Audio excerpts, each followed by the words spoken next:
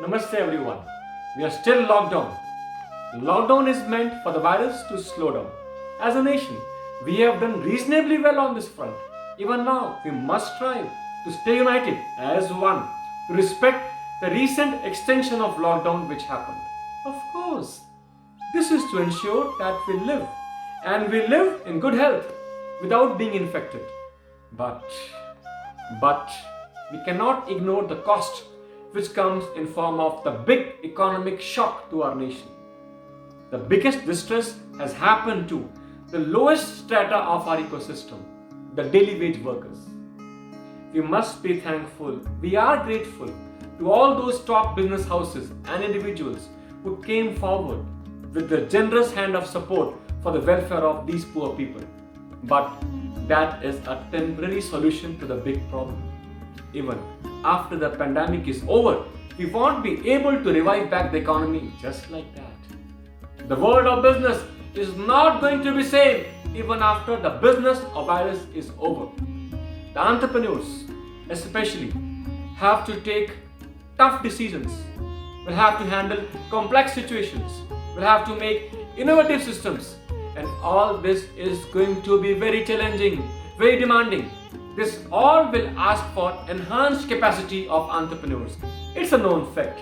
Success of any nation depends largely upon its economic stability. Fundamentally speaking here, our rich history speaks volumes about the very fact that since we invested largely in the inner stability of human beings, we turned out to be the happiest, the wealthiest, and the longest ever surviving civilizations on the planet. It is high time we must look for lessons from our ancient past. We were the vibrant most economy on the planet. We were definitely the largest trade hub of the world. When the most humanity in other parts of the world was still hunting for survival, we already became a stable culture. There are enough indicators which tell us that many multinational companies will like to shift their base, especially their manufacturing facilities, from China and USA to alternative markets. And here, India is going to become the most preferred destination for such organizations. But the bigger question is, are we prepared? Are we prepared?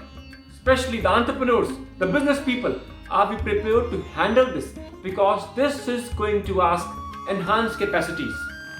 Here, I would like to give an example from my guru, Sadhguru.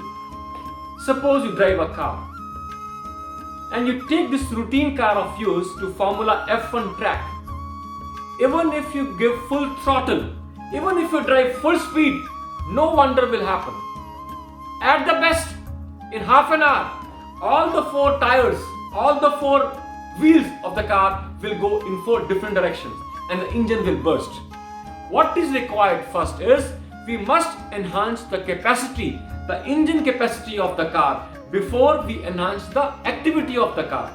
Similarly, before we jump on to handle the enhanced activity which the economic engine of nation will look forward to, we must work to enhance the capacity of individuals.